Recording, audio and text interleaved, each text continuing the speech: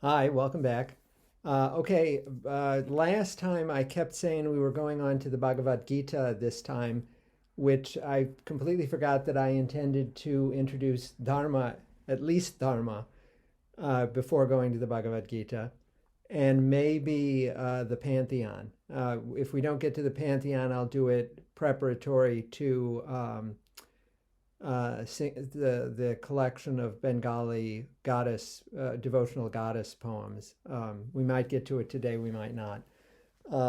But at the very least, I have to do Dharma. So it'll be next time that we're getting to the Bhagavad Gita. Sorry about that. As I mentioned, as you know from previous lectures, uh, a standard way of understanding human motivation in the Indic tradition, in the Hindu tradition specifically, or what became Hinduism later on, divides motivations into kama, artha, dharma, and moksha. Um, Kama, again, is pleasure, prototypically sexual pleasure, but anything sort of, especially sensory pleasure. Um, Artha is power or wealth. It's having the means to be able to accomplish things that you want to do, things that you want to do. Um, Moksha, we've been over, generally considered the highest aim. It's a spiritual aim. It's the aim of spiritual self-realization, resulting in release from samsara, release from the cycle of birth and death. Dharma is one of the four purusharthas, one of the four goals of life, human goals.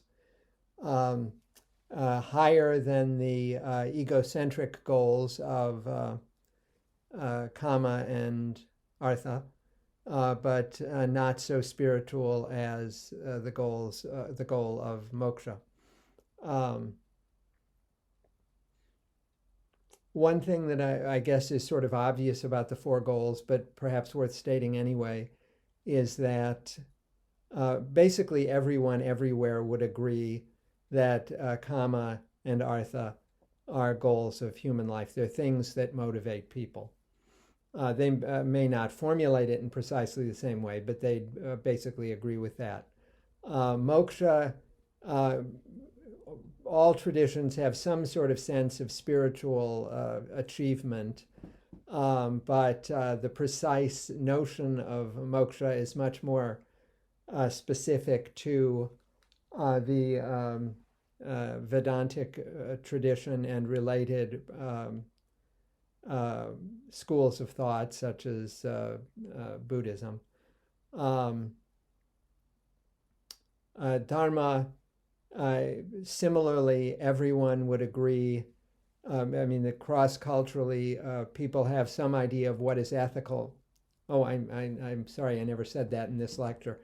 You know from previous lectures that Dharma is sort of the large realm of ethics, and law, the law by which a society runs, which isn't identical with ethics because, of course, you have to make laws about some things that aren't really intrinsically ethical.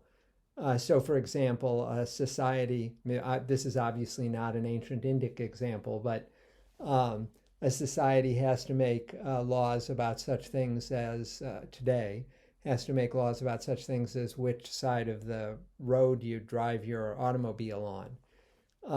In and of itself, it's not moral or immoral to drive on the right side of the road or the left side of the road. That isn't an ethical issue. It's a convention of the way society is established. Of course, once that is established, then it becomes ethically imperative that you follow it because it would endanger people's lives if you didn't. But again, intrinsically, driving in the United States, for example, driving on the right side of the road is not in and of itself moral. It's conventional. We could just as easily as have decided to drive on the left side as in England. So there's ethics, there's law. There are other meanings of dharma, such as nature, that we don't have to worry about because I'm not going to be. They aren't part of the purushartha. So I think there are different ways you can translate the word in different contexts. I will generally refer to it as duty. So duty is, as I'll be concerned with it, is principally ethical. It can be intrinsically ethical or ethical due to the consequences of human convention. But we'll be considering it fundamentally as the broad realm of ethics. Okay, so back to what I was saying before. Cross-culturally, different societies agree that, or would agree that there are ethical goals. People try to do things that are not necessarily in their self-interest, but at least not narrowly in their self-interest.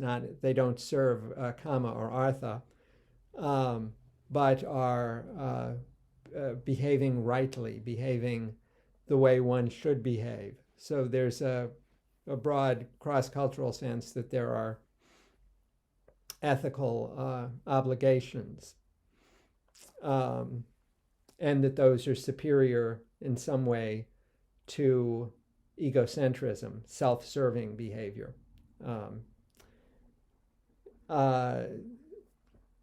This doesn't mean that ethical theories, however, are always formulated in the same way. They can be formulated very differently.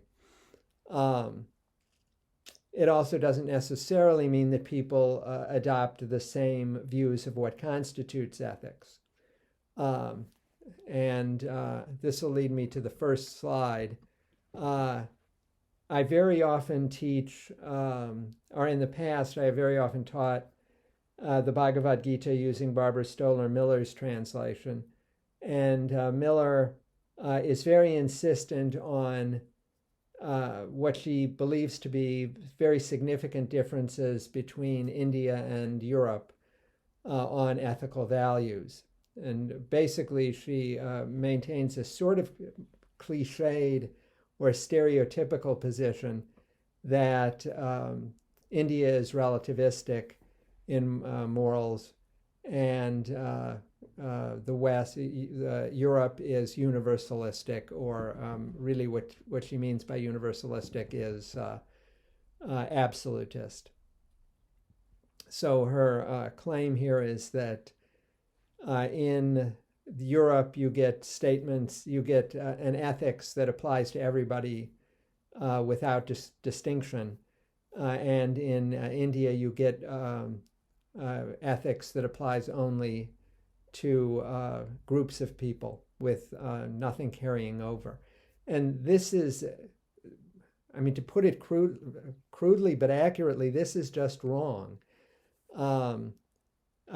We don't think that everyone has the same obligations toward a given child. If Mr. and Mrs. Jones have a child, baby Jones, everybody in the West thinks that Mr. and Mrs. Jones have moral obligations to baby Jones that, for example, I don't have. That counts as relativistic for Miller because she finds it in India, but it's in the West just as much. In addition, in India, as we'll see, there's a whole set of moral principles that apply across the board, that apply to everyone. This cliche, this stereotype that you get about ethics and East and West, the East-West division, is at best extremely misleading. And I think it's really basically valueless. I mean, it tells us nothing. It's so completely misguided. Indeed, what I want to say about the theory of Dharma is that it is actually cross-culturally illuminating.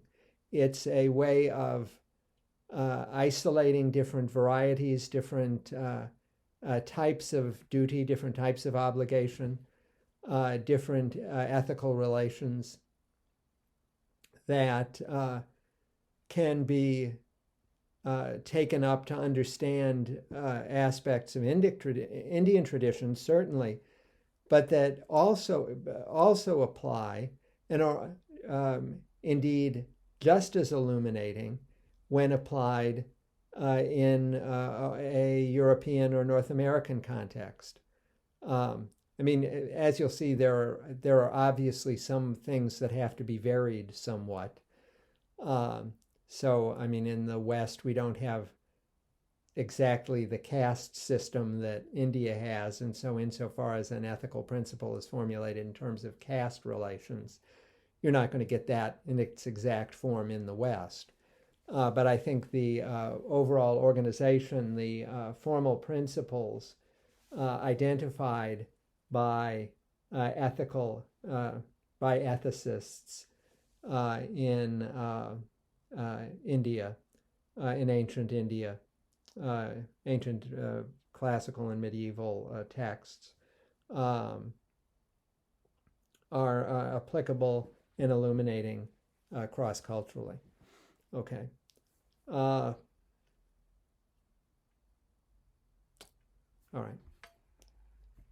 So enough on that. So the first thing we have to do is note that this is actually a general characteristic of early Indian intellectual tradition. Early Indian intellectual tradition was highly analytic. In fact, if you read a lot of it, you're likely to become kind of annoyed with the degree to which it is analytic. So that you'll get, by analytic, I mean subdividing concepts or types of intellectual object targets, types of activity, types of norm, types of principle or practice or whatever, types of entity, whether you're doing biology or you're doing linguistics or you're doing ethical theory. Analysis involves isolating distinct components or subtypes. And so an analytic of Dharma means isolating all the different types of Dharma that might,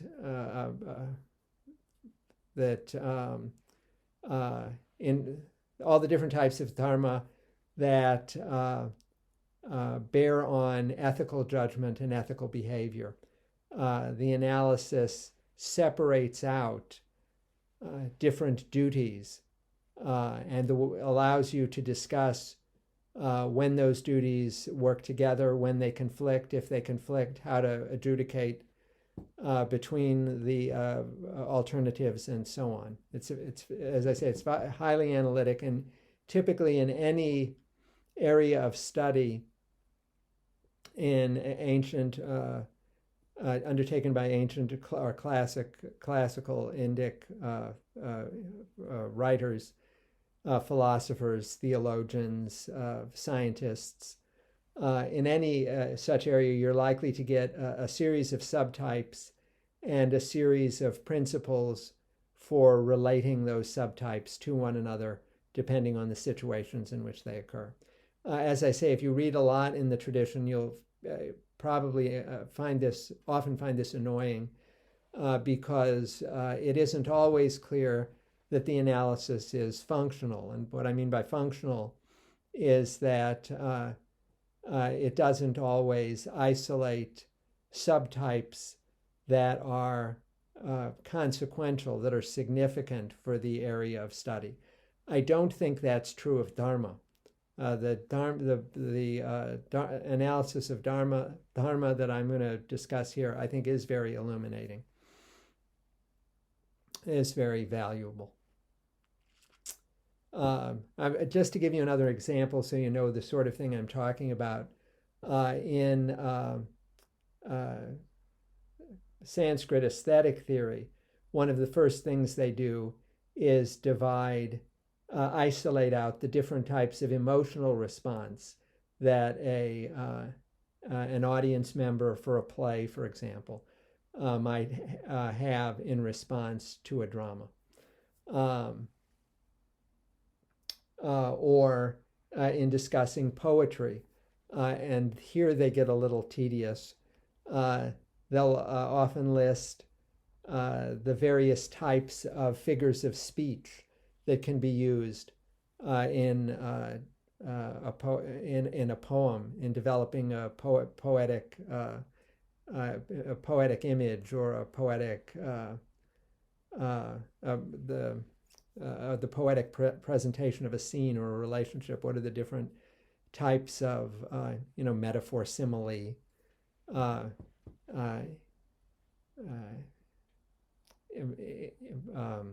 image pattern, the sorts of things that later critics in the West are isolated in much finer detail, usually in early Sanskrit aesthetic and literary theory.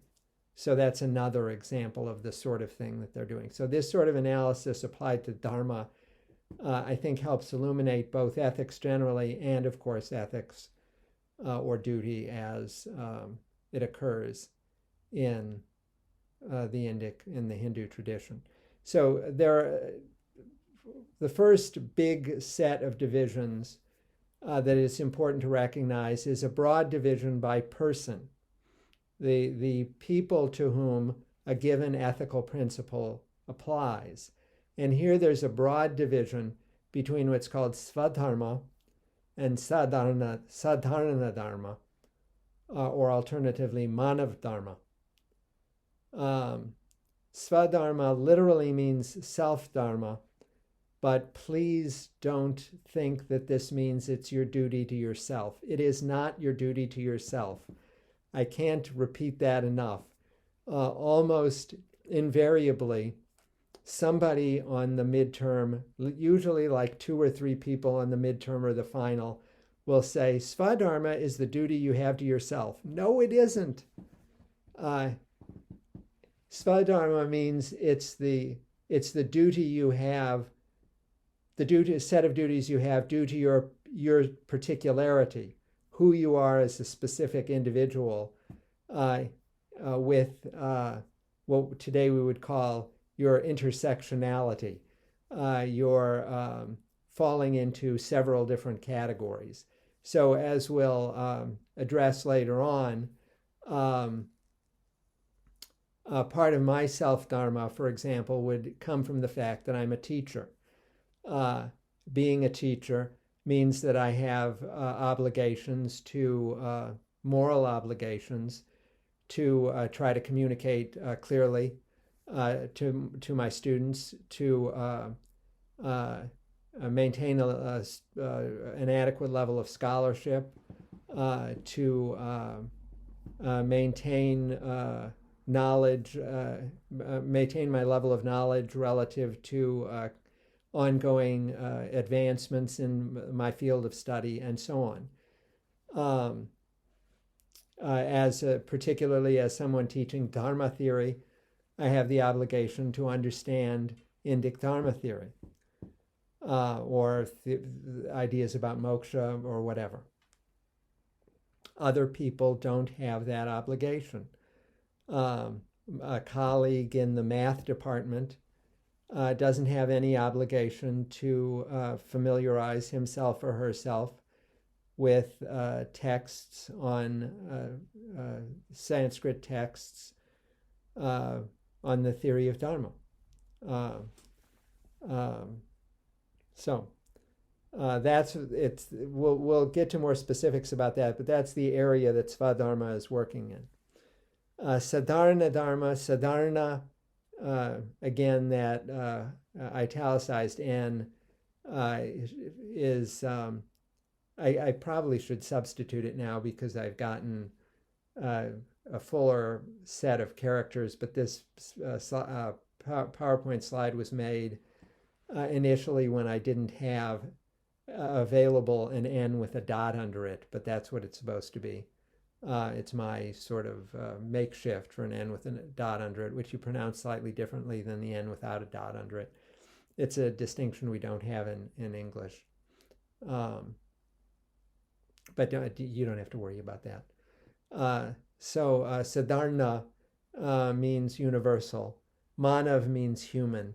And so those are alternative names for duties that apply to everyone. So again, there are two sort of broad classes of duty. The duties that apply to you or me individually because of our intersectionality, because of who we are as particular people, and duties that apply to everybody universally because we're people, because we're human, because we fall under the category of Manav Dharma. Another broad division is not by person, but by time. This is the division by person is really central to any discussion of Dharma in South Asia, classical, the ancient classical or medieval period in South Asia, and is crucial even after that up to the present day within Hinduism. The divisions by time have been influential in some periods, less influential in other periods. They're not as centrally important, but they have had, at certain points, surprising historical consequences. So Sanatana Dharma is, Sanatana just means eternal. So that's Dharma that doesn't change historically. Whatever historical period you're in, whatever is going on in the world, Sanatana Dharma applies. Yuga Dharma is, you might translate it as epochal Dharma. It's Dharma that bears on the characteristics, the broad characteristics of an historical period. The difference here may seem to be parallel between the difference between Sadharna Dharma and Svadharma. I mean, that would be an obvious way of thinking about it, but historically it's operated very differently. It's in general pretty clear what constitutes Svadharma, and in contrast, what constitutes Sadharna Dharma or Manav Dharma. We'll talk about that. Usually, the things that fall under each category are not in dispute.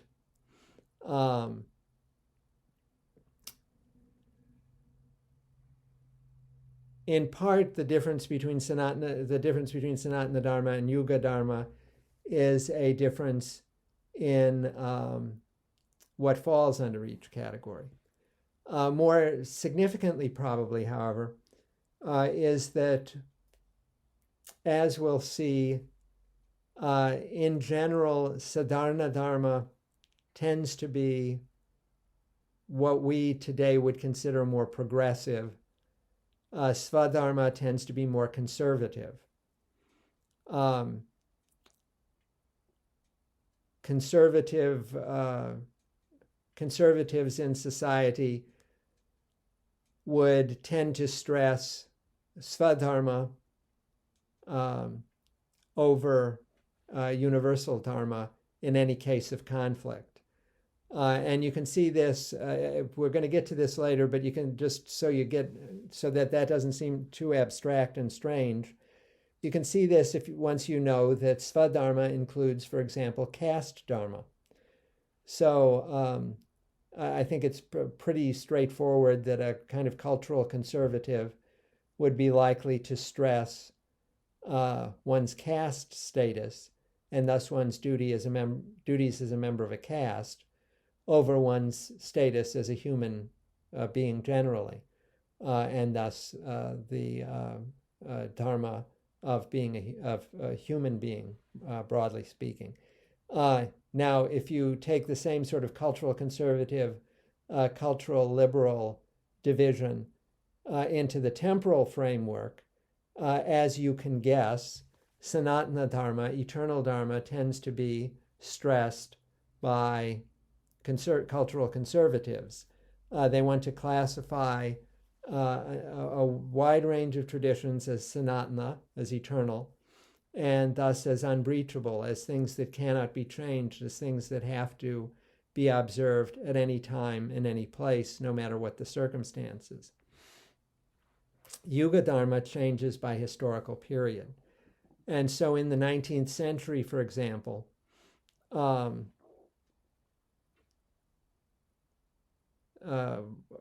there was a famous debate among Hindu philosophers as to the dharmic status of certain practices regarding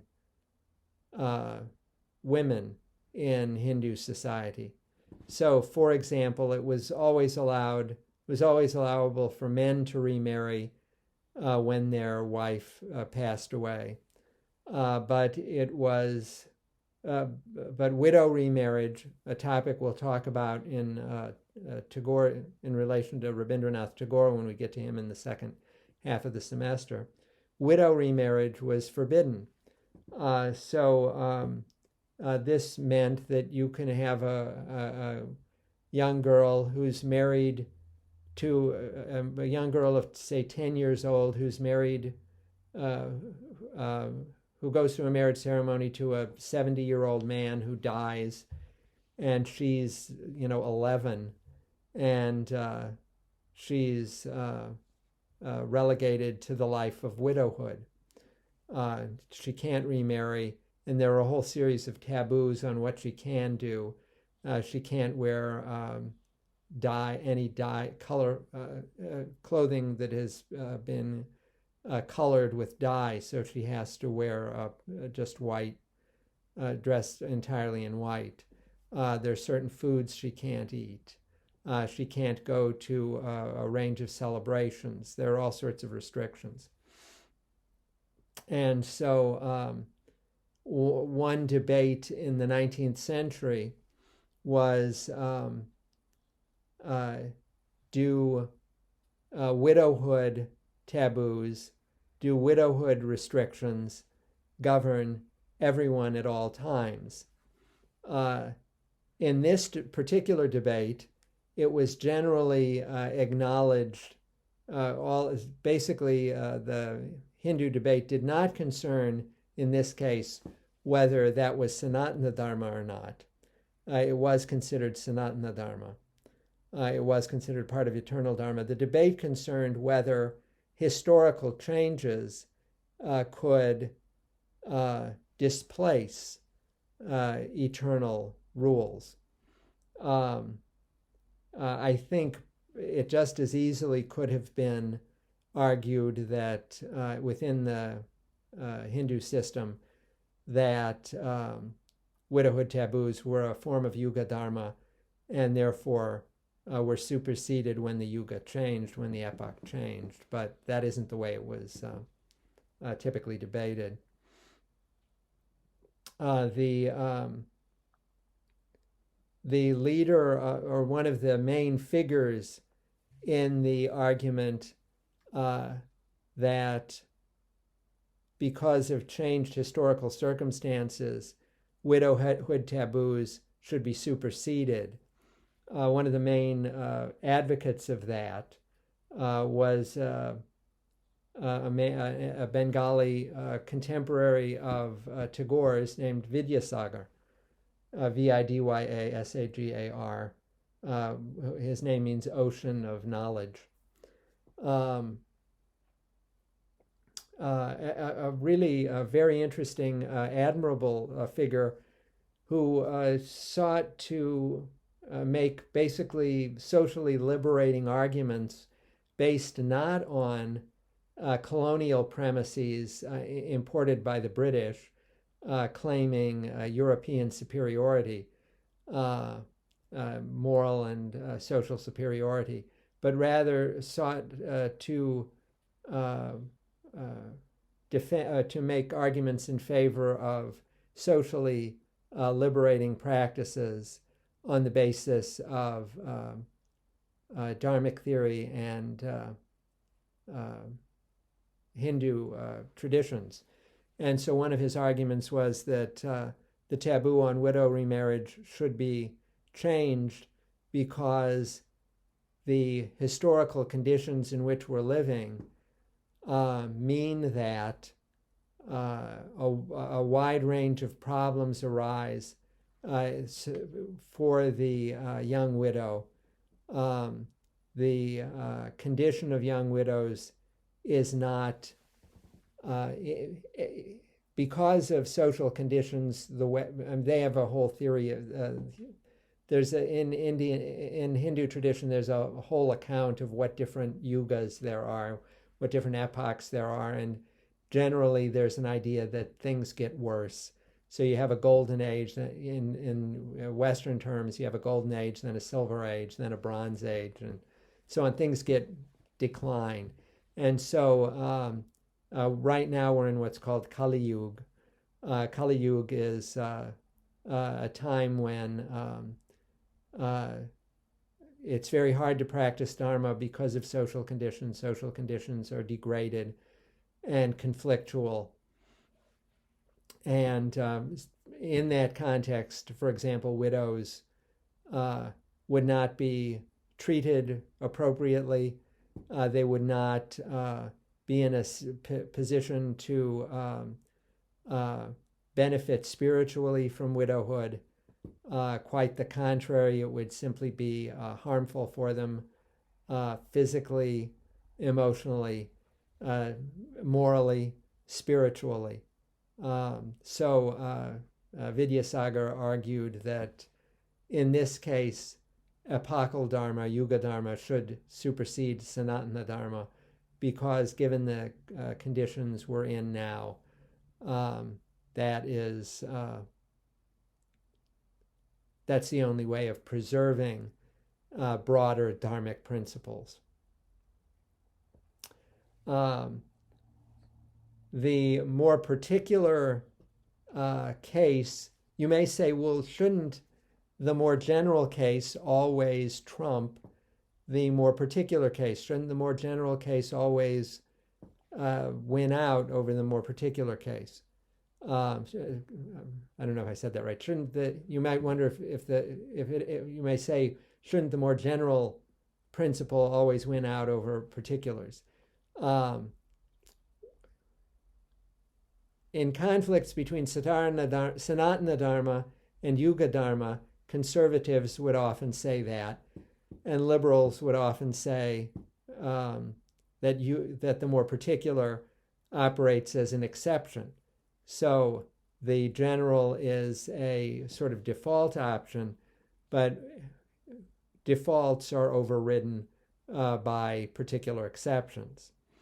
In contrast, when it comes to Svadharma and Sadharana Dharma, the roles tend to switch, so that conservatives in that case tend to say that the particular Svadharma should supersede the general Sadharana Dharma. So if you being a particular caste conflicts with the universal Dharma, the conservative position would generally be that though universal Dharma is a default condition, any case where that doesn't fit your Svadharma, the Svadharma operates as an exception which supersedes the universal Dharma. And there the liberal orientation in Hinduism tended to view it in the opposite direction. So I hope that gives you a sense of how those operate in relation to one another. A final category of division by time is sort of more widely accepted. It's somewhat similar to Yuga Dharma. It's called Apad Dharma, which can be translated as crisis Dharma. That doesn't make reference to a large historical situation. It makes reference rather to more particular conditions of crisis. In other words, there's some unusual set of circumstances that means that the ordinary rules cannot be taken to apply. So I'll take a cliched example, but it's illustrative.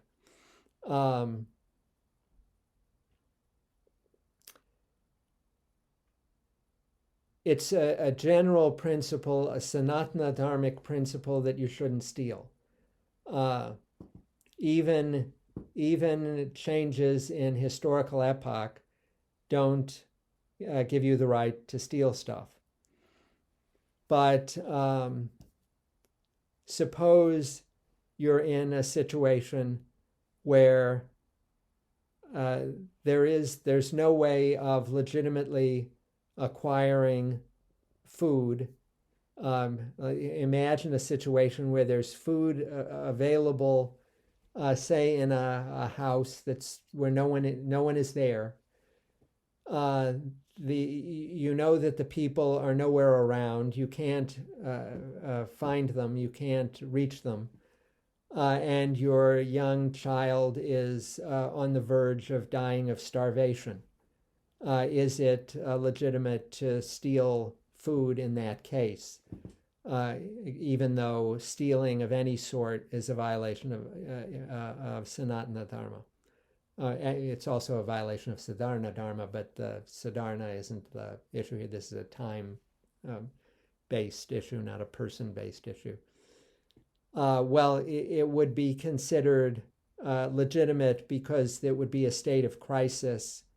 Your duty to your child would enter there, and there would be no way of reconciling your duty to your child with your duty not to steal. There's no way, given the circumstances, of reconciling those two. By the way, I mentioned a moment ago that this isn't a conflict by person. Apad versus Sanatana isn't. But there is, of course, as it happens, there's a Svadharma, Sadharana Dharma conflict there, because not stealing is Sadharana Dharmic, and your duty to your child is Svadharmic, though it's complicated by the fact that you should also, you have a Sadharana, universal Dharma obligation to prevent suffering. And so it's not, you have not only an obligation to your child, but if it were just some child there who was starving, not yours, didn't have anything to do with you, but you knew that the child needed food, that would be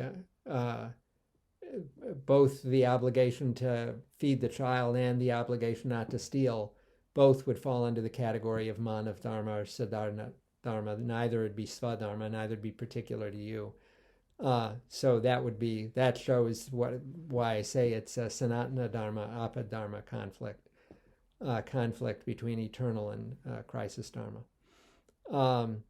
One of the short stories that I'm going to ask you to analyze by Tagore has the title Apad, and bafflingly to me, no critic that I'm aware of has recognized that the story is clearly referring with the title to Apad Dharma, which fits the story quite well. I'm a bit bewildered by why no one has noticed that. But that's going to be a story for a student presentation. So I just give you that clue as to how to think about the story. Okay, so those two types of Dharma. Now let's go into Svadharma a little more. I've given you some basic ideas regarding Svadharma and its relation to Sadharana Dharma, but I've already noted caste Dharma as crucial to that, crucial to Svadharma. Conservatives stress caste Dharma particularly. Brahmins have the caste Dharma to teach the Vedas, the sacred texts, the philosophical schools. They have the caste Dharma to perform the public rituals. Kshatriyas have the caste Dharma to, well, actually, I think I have a slide on this. Well, it's not next. Well, I'll go into it in more detail in a moment, but Kshatriyas have the caste Dharma to protect society and to maintain order within society, to protect society from external threats, and to preserve the order of society internally. Vaishyas have the obligation to engage in their trade or whatever in upstanding ways. Shudras have the Dharma to serve the other three varnas or castes. This division, this broad division of Varna Dharma, as it's called, often translated as caste Dharma. I'll translate it as caste Dharma, but as you know from previous lectures, Varna is sometimes translated differently. Let's see, I don't remember whether I have Jati Dharma. No, I don't have Jati Dharma. Jati is a subcaste. It's a hereditary profession.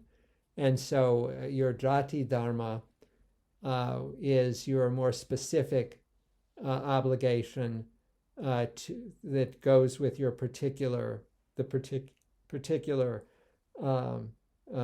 employment you have. So this isn't really a jati because it wasn't by birth, but to sort of generalize it beyond specifically birth-based employment. My particular dharma as a professor of literature, teaching literature and culture of India, is a specific, you could conceive of it, you could think of it as a jati dharma. I have to warn you, I know this is confusing, I'm sorry about that, nobody asked me, but even though traditionally Varna Dharma is translated as caste Dharma, and again, Varna refers to these four big groups. Sometimes people translate jati not as subcaste, but as caste. And then they translate Varna with something else like estate. I think that's really unfortunate because it just confuses people, but you should know that is the case. So this is broadly sort of occupational dharma, but it has two different sorts. One, the subcaste or jati dharma, which is sort of comparable to my dharma as a teacher of literature and so on, and the larger varna dharma, which is based on this fourfold caste system, and which is less readily translated into other societies, though the broad groups do have something like parallels in various societies. Most societies have some sort of group that is particularly devoted to spiritual, religious, ceremonial, and related issues. They have others who are commonly have others who are whose main concern is social organization and defense of the society and so on. A second broad category of Svadharma is familial dharma. So another thing that determines what your particular dharma is would be your position in the family. So you have particular obligations to your parents or to your children. You have obligations to your elder siblings and younger siblings. People say that in Indian families there's a difference between obligations to older siblings and younger siblings, which doesn't carry over into the West. But that's not really true. I mean, it's true when you're like one of you is like 50 and the other is 55 or something years of age. I mean, but obviously, when you're young, when you're children, somebody such as yourselves who are in college, if say at the age of 20, you have a different dharma with regard to, say, a 10-year-old sibling than you would with regard to, say, a 30-year-old sibling. There are also dharmic obligations to the extended family. These dharmic obligations, as you may have guessed, concern not only your relation to your family when you're all alive. In Hindu tradition, they include your relation to your parents when they've passed away, and you have to perform rituals for them. And indeed, typically, they include obligations to a certain range of ancestors, often 7 generations, not always, but often 7 generations preceding yourself. This would be then 7 generations for whom you have to remember in ceremonial practices. Sahadharma is shared dharma.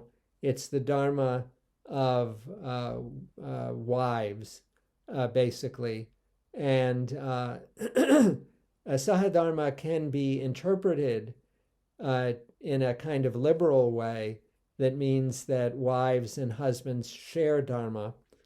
And this seems to me a reasonable interpretation of it, and one that has valuable practical consequences. In this case, sharing the dharma would mean that each spouse has obligations to the other, that they share in their familial duties, in their duties, thus in their duties to children, to parents, to the larger society, and so on.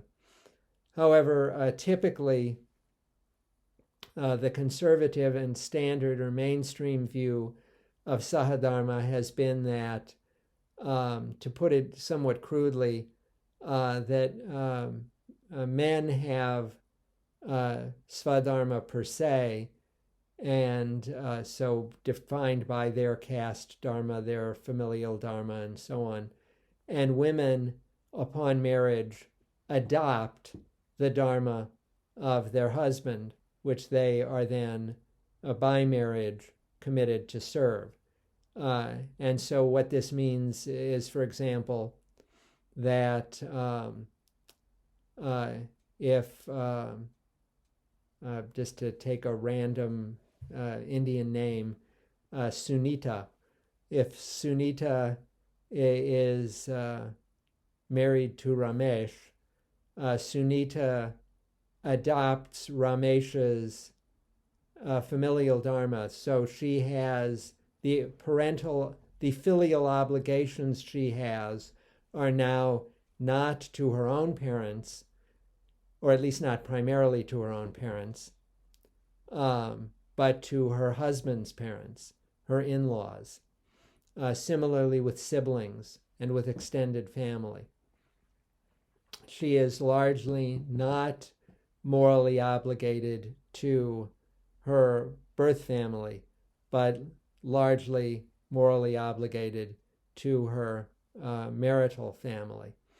This also extends to Varna and Jati. So the caste dharma of the husband is adopted by the spouse. Of course, that's not really a change in the sense that the spouse is almost invariably going to be of the same caste anyway.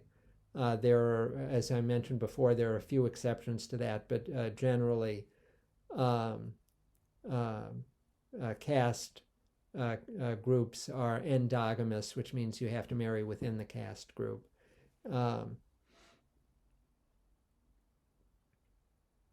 And you can see, you can see the difference it makes in the sense that looking at these different castes, Brahmin teachers and priests were men.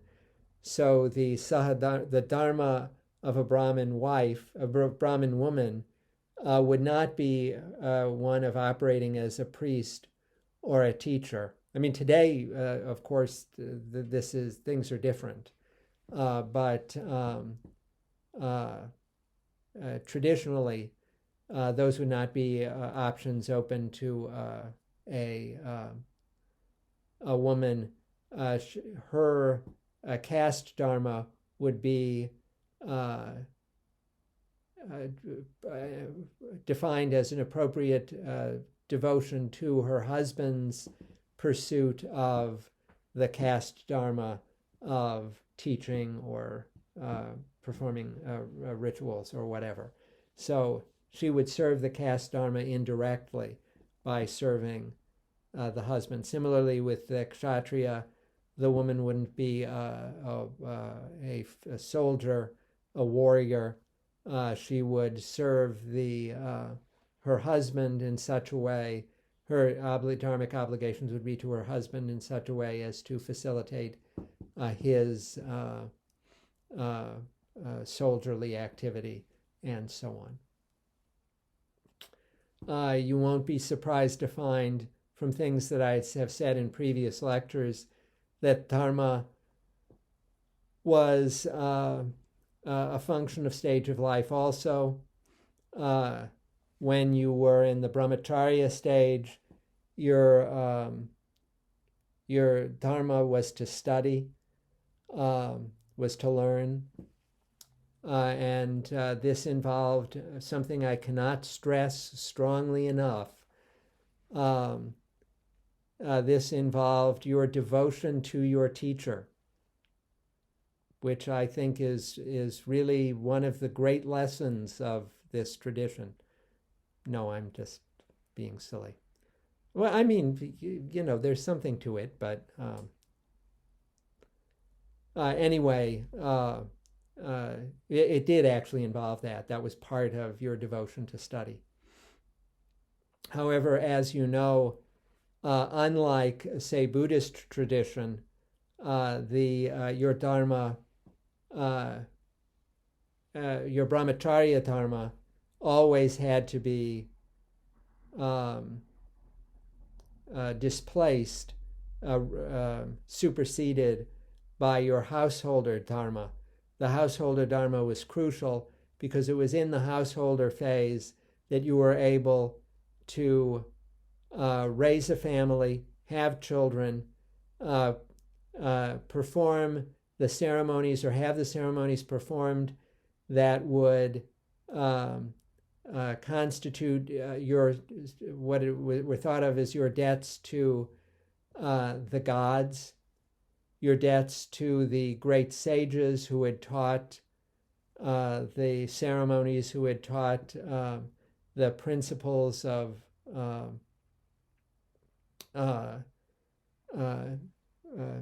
social, the principles of Dharma, the principles of moksha and self-realization and so on, and perhaps most importantly, your obligation to your ancestors. And these, your parents, your grandparents, and so on. Again, usually 7 generations, or very often 7 generations, sometimes with the addition of the founder, the sort of putative or traditional figure who was viewed as the founder of one's lineage. You have obligations to all of these people in the cases of ancestors and sages, gods in the case of gods. You have these obligations, and the obligations are not simply taken care of, simply by you performing the rituals. You have to, after all, you could do that as a brahmacharin, as someone who was devoted to study in a monastery, like a Buddhist or something. You could, in principle, offer the religious rituals or have them offered. But that is not the case with the householder. That is not sufficient for the householder, because that would not be able to substitute for being a householder, because it's crucial to the system that the satisfaction, the repayment of these debts be repeated at every generation, so that it is crucial that you have offspring, specifically sons, to maintain the lineage, to continue the lineage, and thus to fulfill these debts. These ideas of Sahadharma and the householder Dharma give you some idea of why it was considered such a disaster for people to have only daughters, and why they wanted sons. The daughters would basically go to serve the spiritual well-being, to fulfill the dharma of other families, not of oneself. And there are other reasons as well that we'll get to later in the semester when we talk about the preference for male children in Indian tradition. But this can give you some idea of that. Finally, the last two stages of life, the 2 stages of retreat into the forest and renunciation, they have somewhat different dharma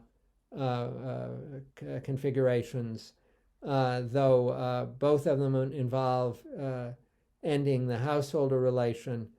The retreat to the hermitage generally is thought to maintain one's obligation to a spouse. So the Sahadharma relationship continues.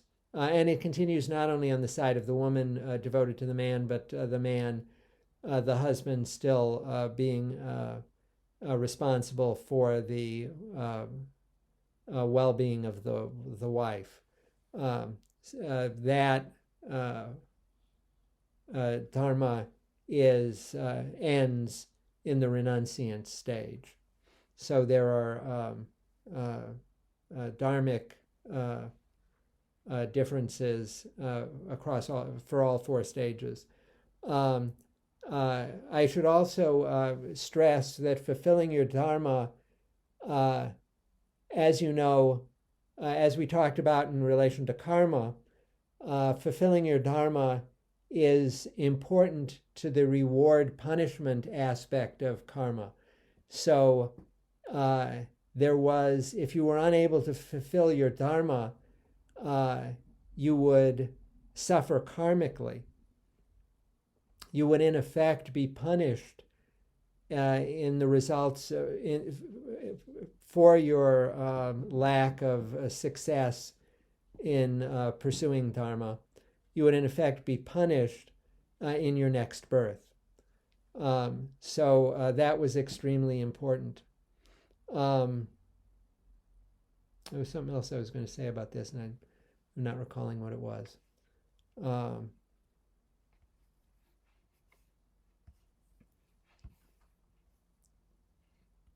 Oh yeah, I just remembered. I told you the little anecdote a couple of lectures ago about my wife's uncle. Again, I can't remember whether it's uncle or great uncle. I ought to ask her.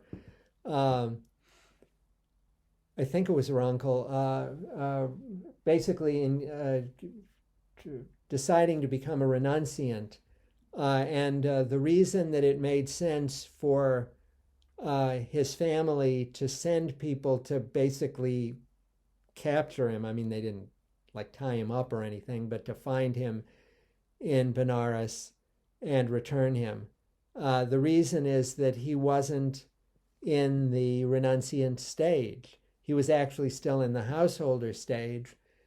And even if he had been in the retreat to the forest, vanaprastha stage, as it's called, the retreat to the forest stage, he still had familial obligations. He still had familial dharma that he was not allowed to abrogate socially or ethically as a matter of law or a matter of morals.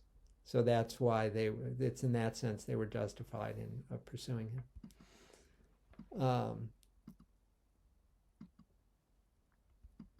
Now, as I've already mentioned, there are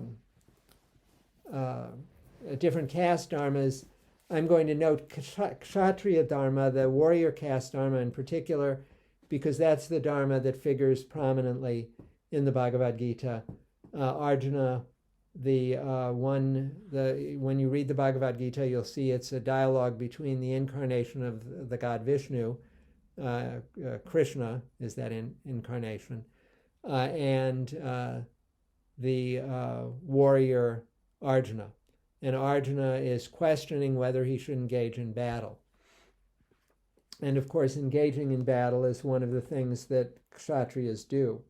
If Arjuna was a different caste, then that wouldn't arise as an issue.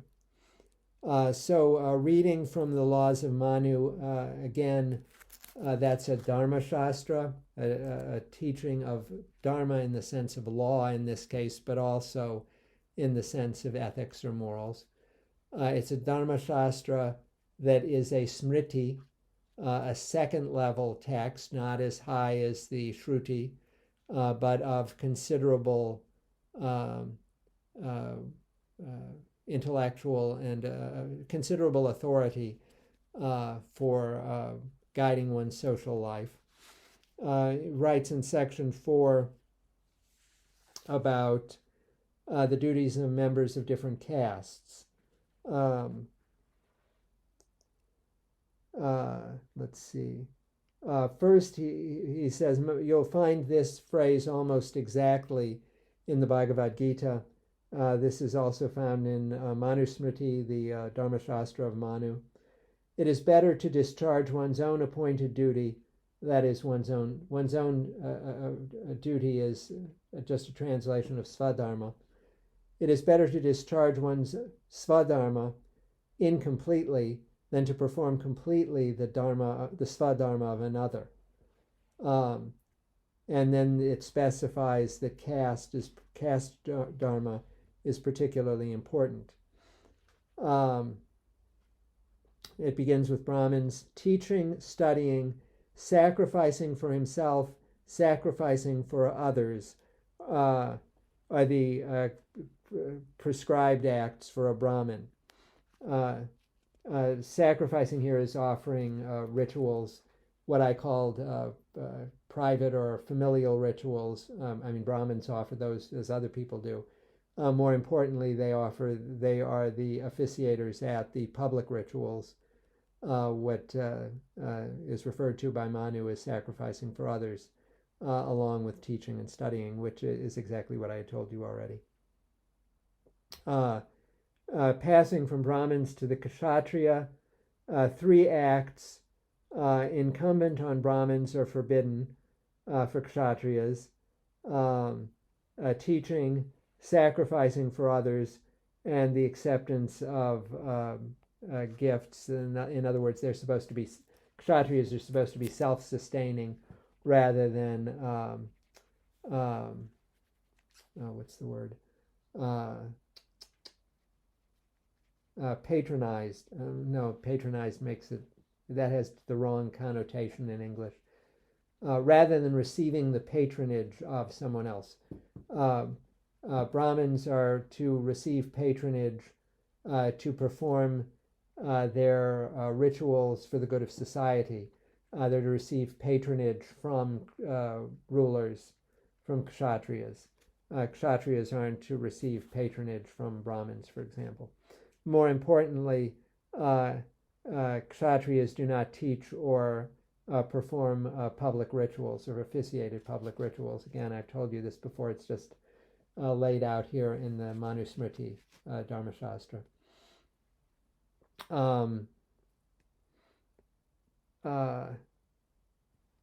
they're also not allowed to teach sacred matters, teach the Vedas or whatever. And as you remember, the Shudras are not even allowed to learn the Vedas. So there's this increasing set of restrictions. These teaching and sacrificing and receiving patronage are likewise forbidden to the Vaishya, the 3rd caste. To carry arms for striking and for throwing is mandated for the Kshatriyas as a means of subsistence. To trade or rear cattle or agriculture for the Vaishyas are mandated. Let's see. Oh yeah, I'm just going to skip that. So that's just Manusmriti on these issues. Again, this carrying of arms, this fighting, the engaging in battle serves 2 main purposes: defense of society against external threat, and indeed this was often extended to conquest. I mentioned the Ashvamedha ritual in which the ruler allowed a horse to roam free, and if the horse roamed outside of the boundaries of the ruler's kingdom, he was required to conquer those areas.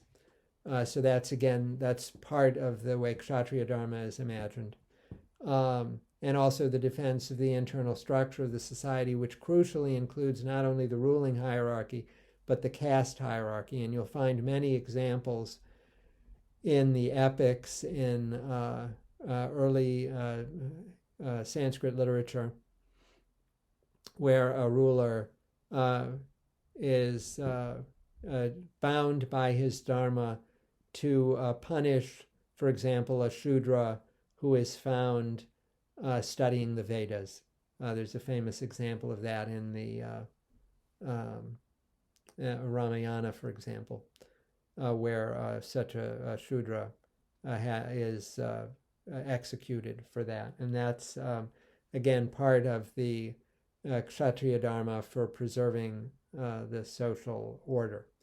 The means for preserving social order are given in a series of treatises on Artha. They're thus in the sense of social power, how to maintain social power, called the Artha Shastras.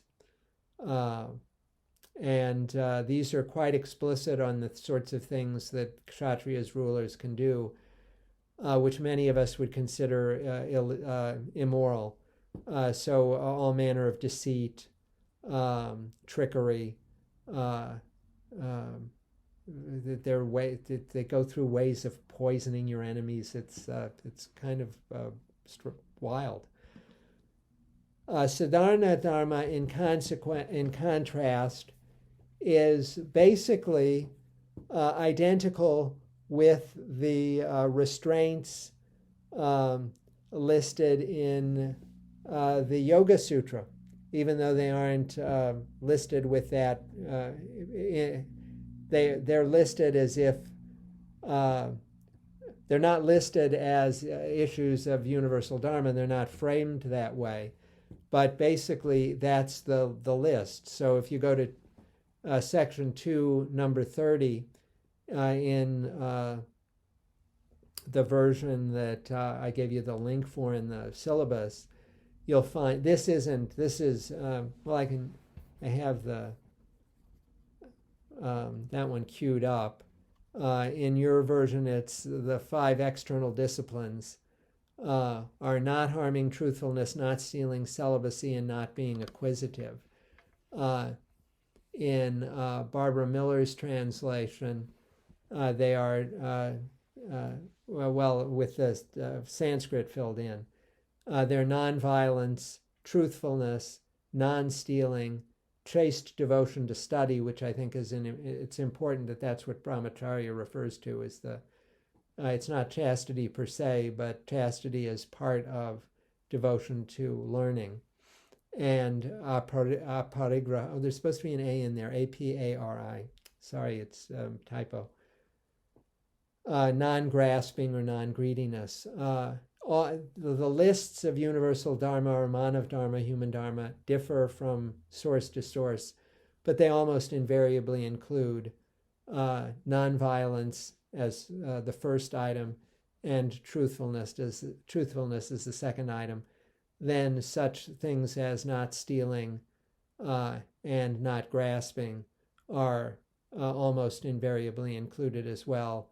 Brahmacharya is not universal Dharma for reasons that should be clear already. That's special to yogic practice, but the other 4 are Sadharana Dharma and are crucial for Sadharana Dharma.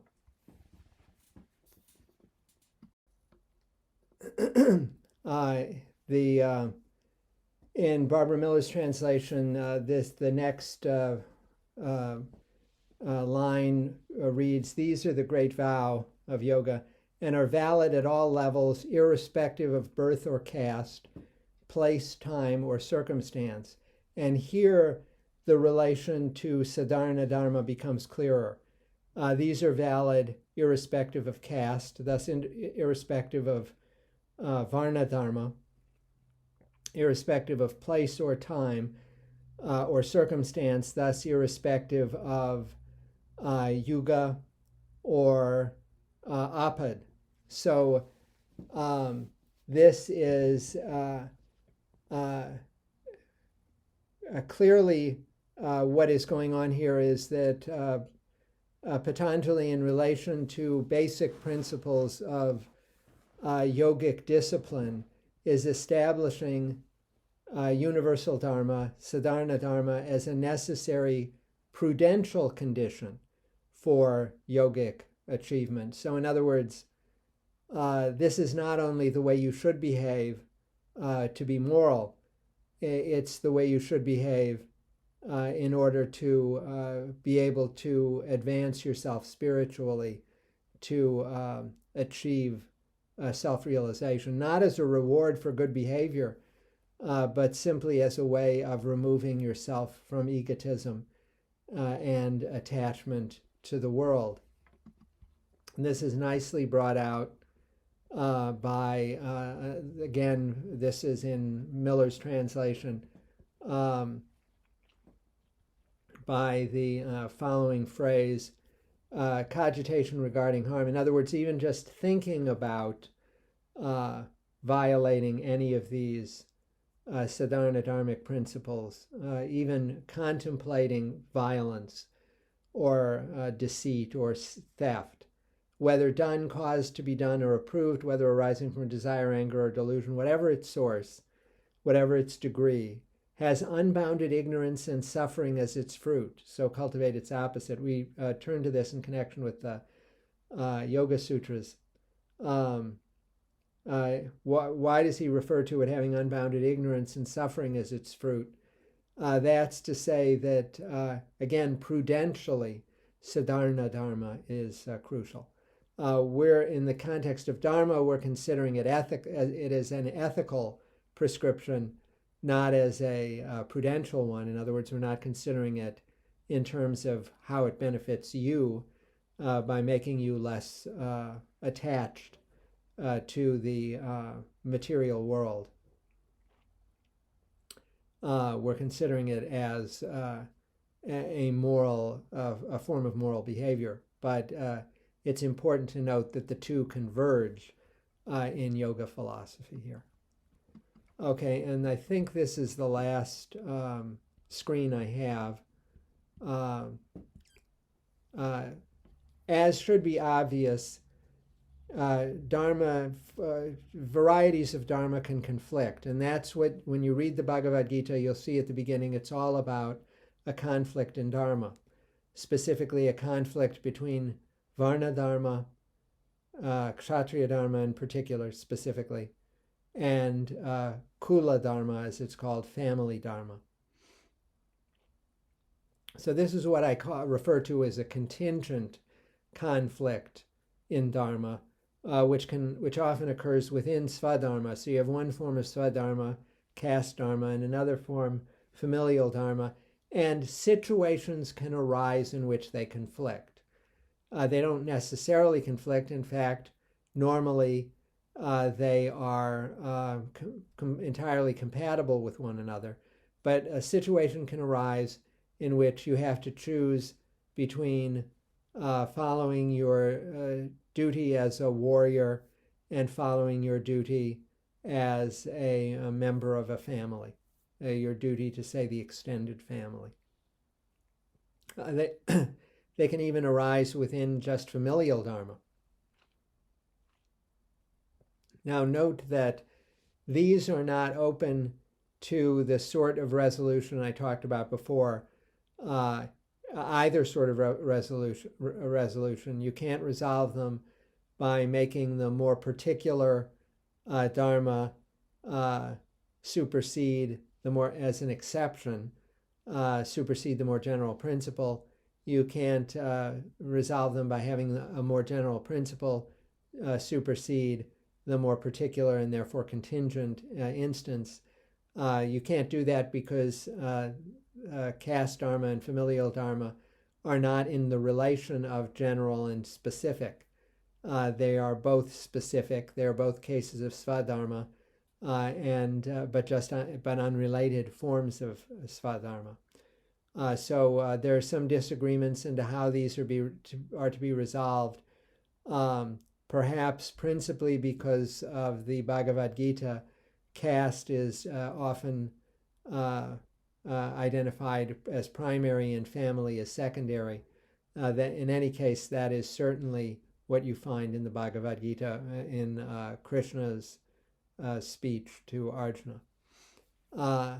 Other conflicts in Dharma are what I call necessary because they're inevitable given the nature of the types of Dharma.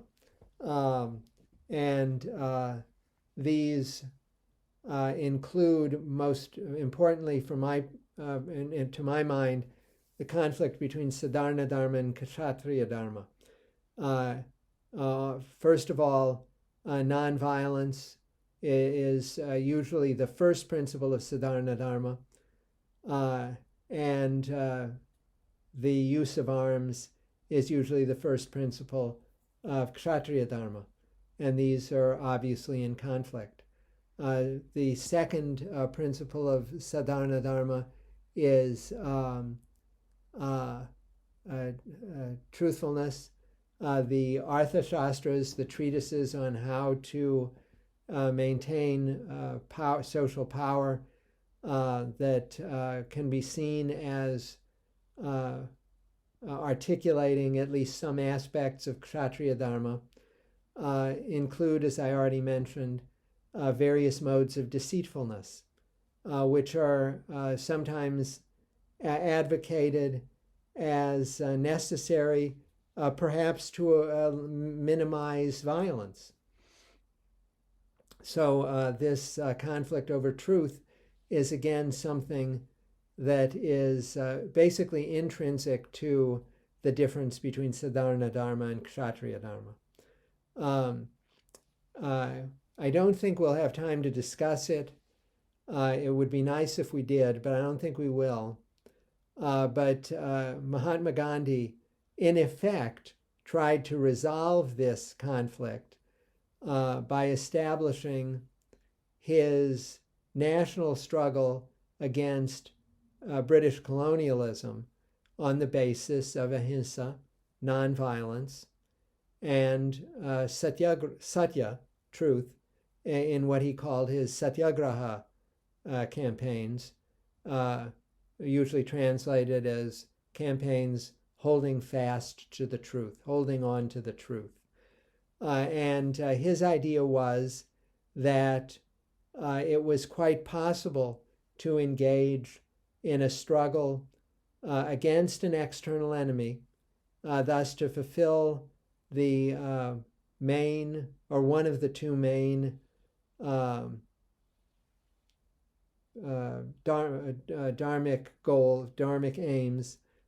aims of the Kshatriya, in this case specifically to defend India against British colonialism, that it was perfectly possible to do that through the sorts of nonviolent and truthful techniques that he developed in his campaigns, first in South Africa and then in India. And so Mahatma Gandhi, I think, is really best understood in the context of the history of Dharma theory. And you can see this in his commentaries on the Bhagavad Gita, for example. He interprets the Bhagavad Gita in a way that is interesting. I don't find it a particularly plausible interpretation of the text, but I think it's valuable as a way of understanding how he thought about his own project of national struggle against British colonialism. He insisted on two things.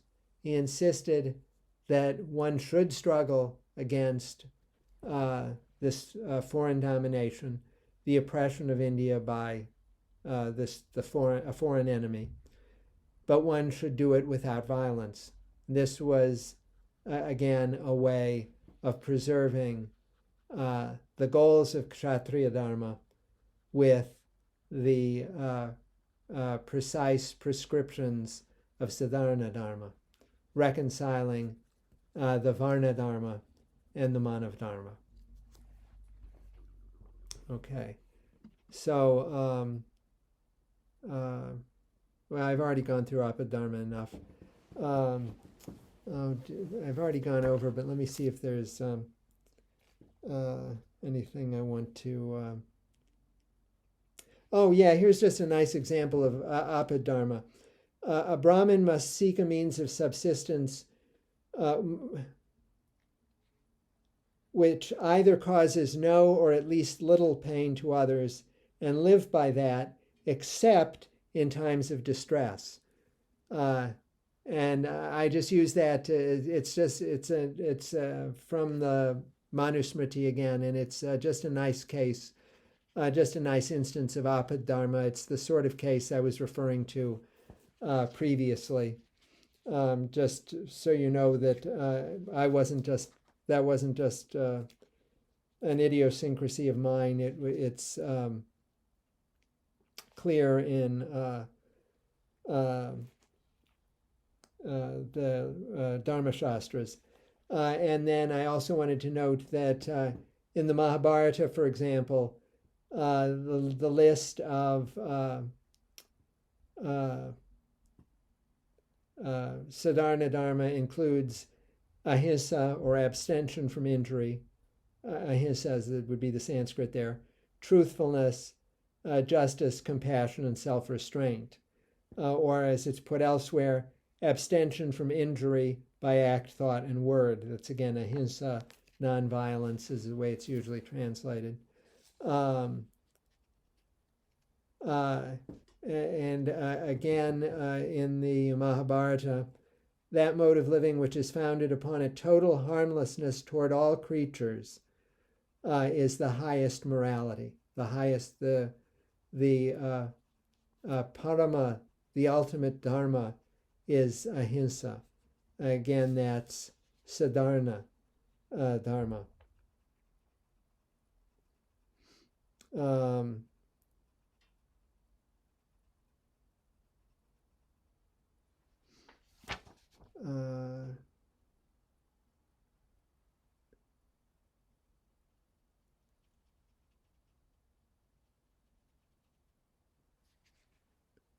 And then elsewhere in the Mahabharata, it explains that a kshatriya will, in many circumstances, have to take what he can take by force in order to protect the people. Those are just examples of the conflicts in Dharma. Okay, so I think that sets up this very careful analytic of Dharma sets up a nice framework of not a nice framework, a framework presupposed by the Bhagavad Gita, and should be help illuminate that text for you. So I'm going to have to put off the pantheon, the discussion of the Hindu pantheon, until we get to Rachel McDermott's book in the second part of the semester. But this was crucial, and again, I've gone over. I apologize for that. And as I said, I'll make up for this extra time eventually. Okay, so next time we will actually go on to the Bhagavad Gita. So thank you.